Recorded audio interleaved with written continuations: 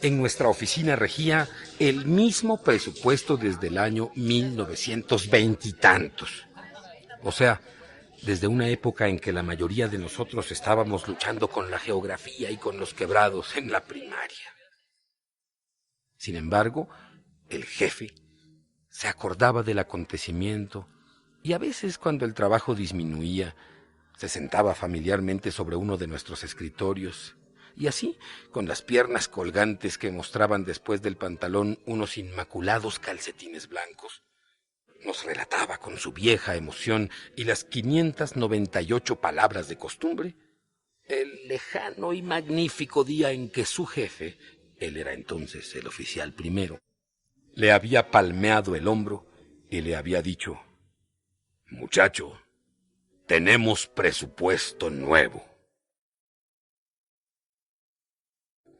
El jefe decía estas palabras con la sonrisa amplia y satisfecha del que ya ha calculado cuántas camisas podrá comprar con el aumento.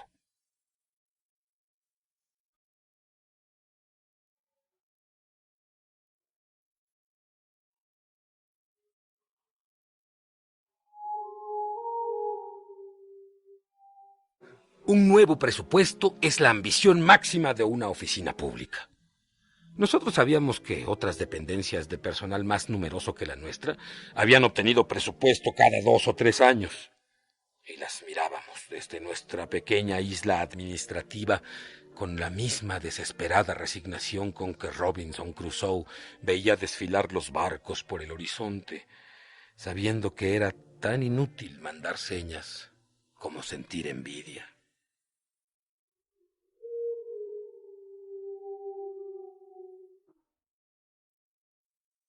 En nuestro caso, sentir envidia o hacer señales hubieran servido de poco, pues ni en los mejores tiempos pasamos de 9 empleados, y era lógico que nadie se preocupara de una oficina así de reducida.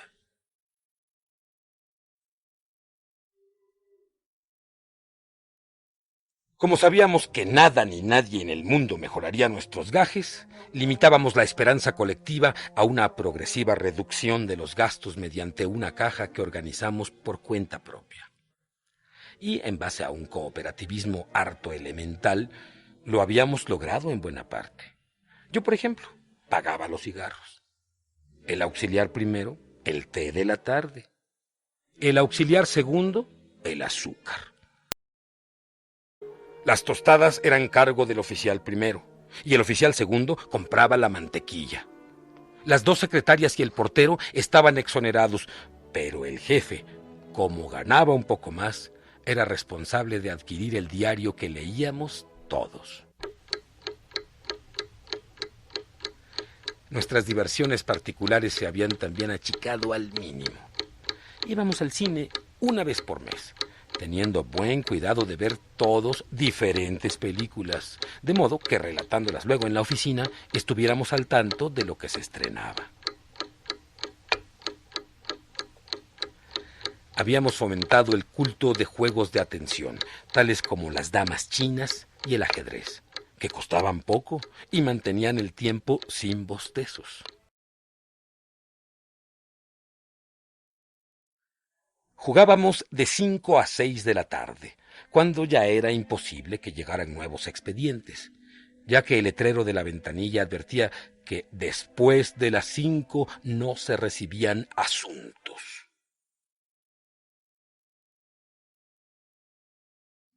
Tantas veces habíamos leído ese letrero, que al final no sabíamos quién lo había inventado, ni siquiera qué concepto respondía exactamente a la palabra asunto.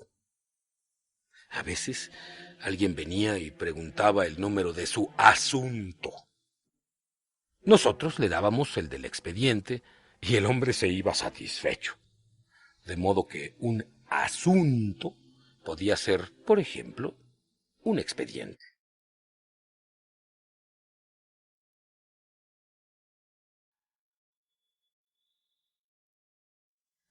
En realidad, la vida que pasábamos allí no era mala. De vez en cuando el jefe se creía en la obligación de mostrarnos las ventajas de la administración pública sobre el comercio, y algunos de nosotros pensábamos que ya era un poco tarde para que opinara diferente.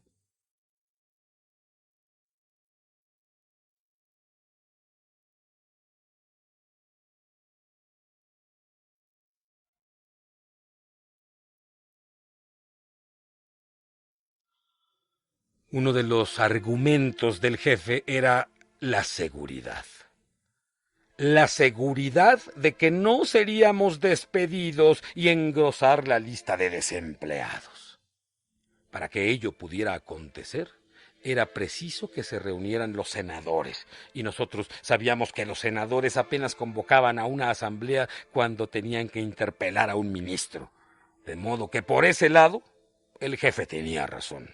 La seguridad existía.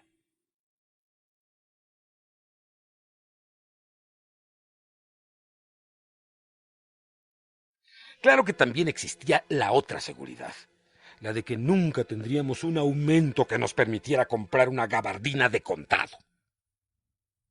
Pero el jefe, que tampoco podía hacerse de una gabardina, de un saco, o cuando menos de un suéter, consideraba que ese no era el momento de ponerse a criticar su empleo, ni tampoco el nuestro. Y como siempre, tenía razón.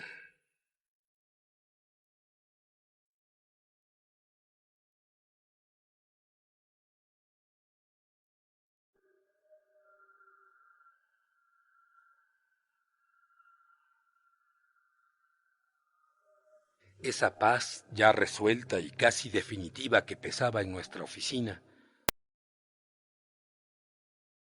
nos dejaba conformes con nuestro pequeño destino y un poco torpes debido a los constantes insomnios que todos padecíamos.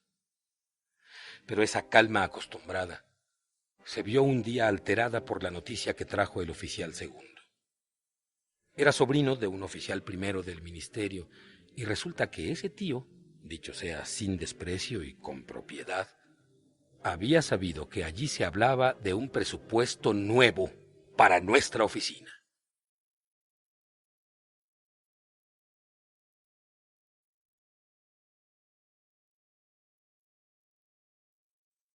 ¡Ja!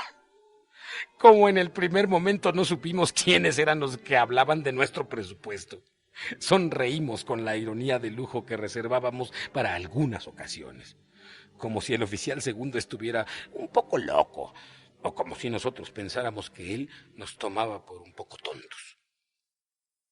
Pero cuando agregó que, según el tío, había sido el mismísimo secretario quien había hablado de ello, o sea, el alma parens del ministerio, sentimos de pronto que en nuestras vidas de 70 pesos algo estaba cambiando, como si una mano invisible hubiera apretado al fin la tuerca precisa que se hallaba floja en cada una de las mentes de los empleados de la oficina. Sentimos como si nos hubiesen seducido a bofetadas toda la conformidad y toda la resignación.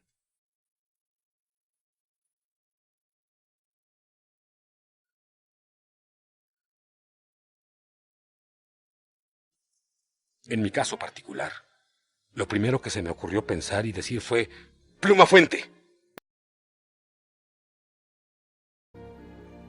Hasta ese momento, yo no había sabido que quería comprar una pluma fuente, pero cuando el oficial segundo abrió con su noticia ese enorme futuro que apareja toda posibilidad, por mínima que sea, enseguida extraje de no sé qué sótano de mis deseos un bolígrafo de color negro con capuchón de plata y con mi nombre grabado. ¿Sabe Dios en qué tiempos se había enraizado en mí? Vi y oí además cómo el auxiliar primero hablaba de una bicicleta y el jefe contemplaba distraídamente la tapa desviada de sus zapatos, y una de las secretarias despreciaba cariñosamente su cartera que había usado el último lustro.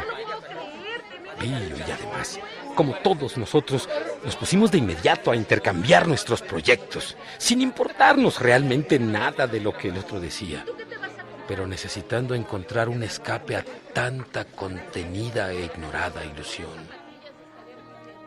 Vi y oí además cómo todos decidimos festejar la nueva, financiando con el rubro de reservas una excepcional tarde de bizcochos.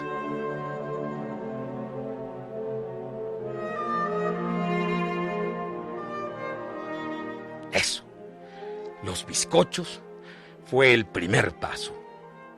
Luego siguió el par de zapatos que se compró el jefe.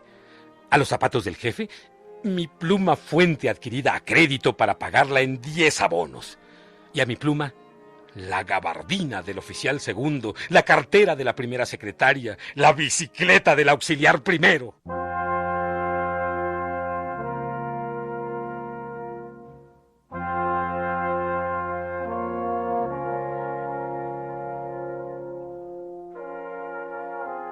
Al mes y medio, todos estábamos empeñados y en angustia.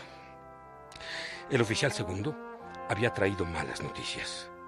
Primeramente, que el presupuesto se encontraba en la Secretaría del Ministerio, sujeto a aprobación. Después que no era en la Secretaría, era en la Contaduría. Pero el jefe de Contaduría estaba enfermo y era preciso conocer su opinión.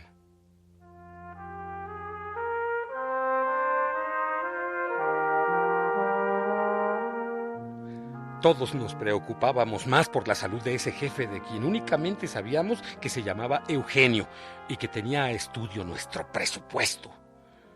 Hubiéramos querido obtener hasta un reporte diario del médico que lo atendía. Pero solo teníamos derecho a las noticias desalentadoras del tío de nuestro oficial segundo. El jefe de la contaduría seguía peor.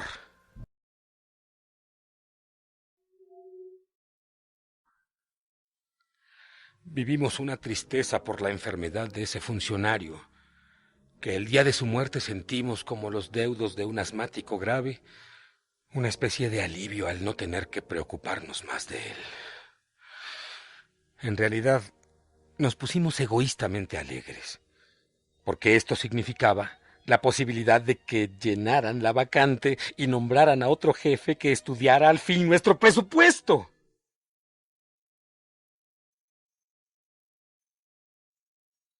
A los 4 meses de la muerte de don Eugenio, nombraron otro jefe de contaduría. Esa tarde suspendimos la partida de ajedrez, el té y los trámites administrativos. El jefe se puso a tararear un aria famosa de la ópera Aida. Celeste Aida, forma divina. Y nosotros nos quedamos por esto y por todo tan nerviosos que hasta salimos un rato a mirar los aparadores. A la vuelta nos esperaba una emoción.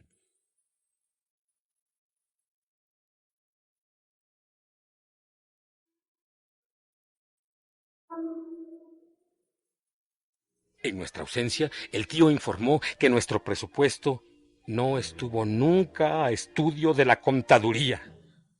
Había sido un error. En realidad, nunca salió de la secretaría.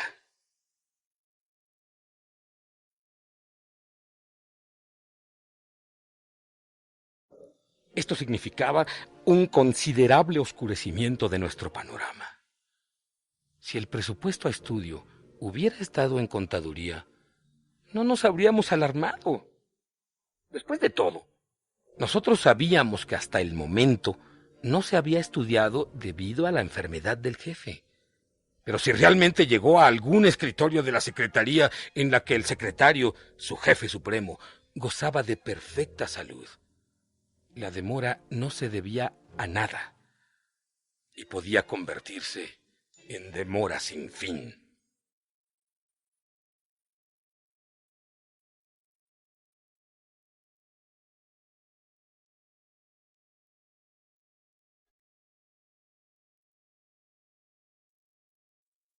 Allí comenzó la etapa crítica del desaliento. A primera hora nos mirábamos todos con la interrogante desesperanzada de costumbre. Al principio todavía nos preguntábamos, ¿saben algo? Luego optamos por decir, ¿y? Y terminamos finalmente por hacer la pregunta con las cejas. Nadie sabía nada. Cuando alguien se enteraba de algo, era que el presupuesto todavía estaba en estudio de la Secretaría.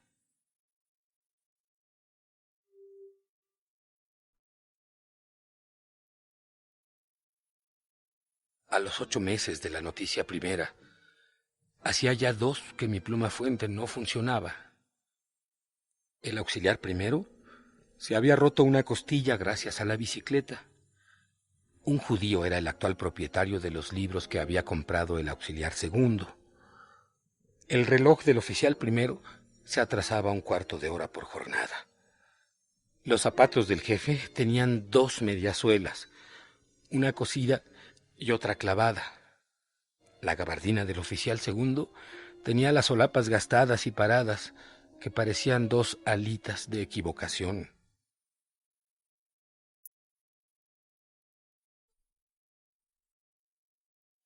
Una vez supimos que el ministro había preguntado por el presupuesto.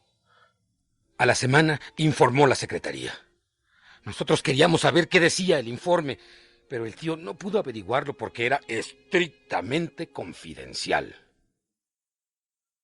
Pensamos que eso era sencillamente una estupidez, porque nosotros, a todos aquellos expedientes que traían una tarjeta en el ángulo superior con leyendas tales como muy urgente, trámite preferencial o estrictamente reservado, los tratábamos en igualdad de condiciones que a los otros.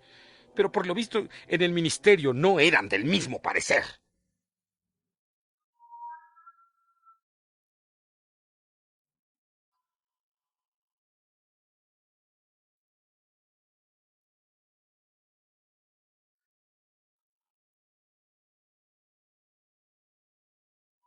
Otra vez supimos que el ministro había hablado del presupuesto con el secretario. Como a las conversaciones no se les ponía ninguna tarjeta especial, el tío pudo enterarse. Y enterarnos de que el ministro estaba de acuerdo. ¿Con qué y con quién estaba de acuerdo? Cuando el tío quiso averiguar esto último, el ministro ya no estaba de acuerdo. Entonces, sin otra explicación, comprendimos que antes había estado de acuerdo con nosotros.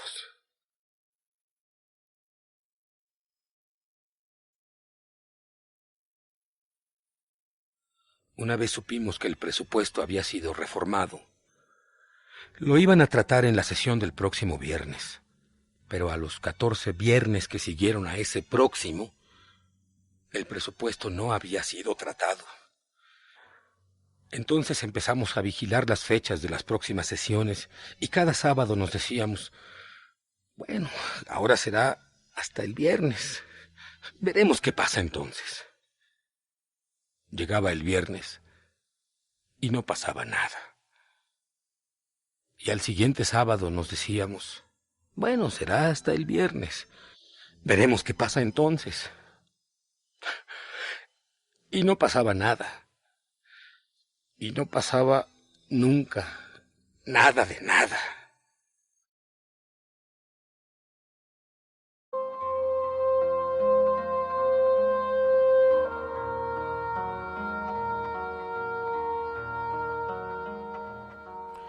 Yo estaba demasiado empeñado para permanecer impasible, porque la pluma fuente me había estropeado el ritmo económico y desde entonces no había podido recuperar mi equilibrio. Por eso fue que se me ocurrió que podíamos visitar al ministro.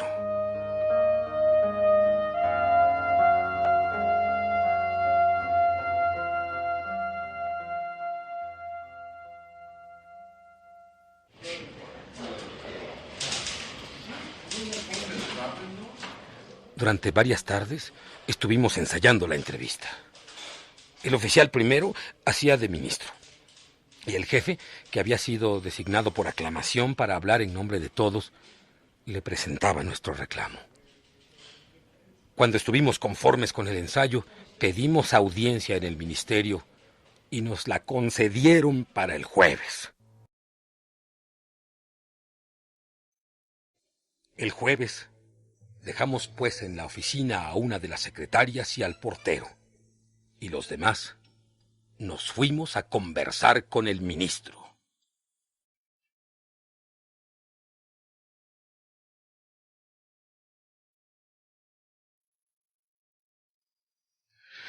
Pero conversar con el ministro no es lo mismo que hablar con otra persona.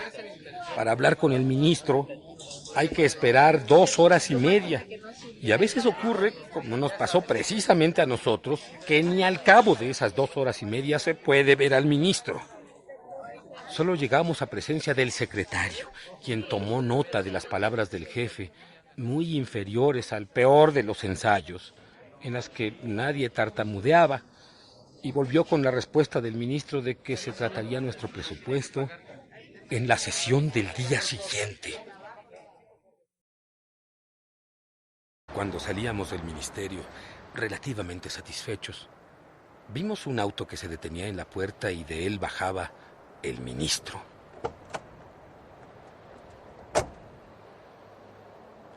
Nos pareció un poco extraño que el secretario nos hubiera traído la respuesta personal del ministro sin que éste estuviese presente. Pero en realidad nos convenía más confiar un poco, y todos asentimos con satisfacción y desahogo cuando el jefe opinó que el secretario seguramente habría consultado al ministro por teléfono. Al otro día, a las 5 de la tarde, estábamos bastante nerviosos. A las 5 de la tarde era la hora que nos habían dado para preguntar. Habíamos trabajado muy poco. Estábamos demasiado inquietos como para que las cosas nos salieran. El jefe ni siquiera tarareaba su aria favorita.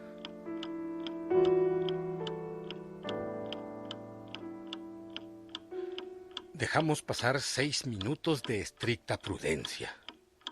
Luego, el jefe marcó el número que todos sabíamos de memoria.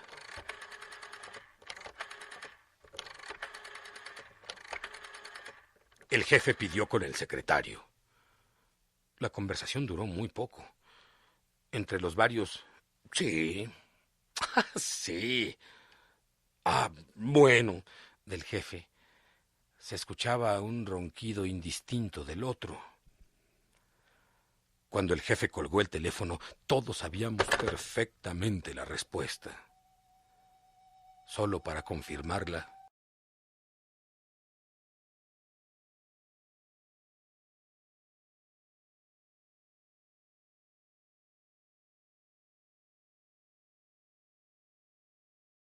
parece que hoy no tuvieron tiempo.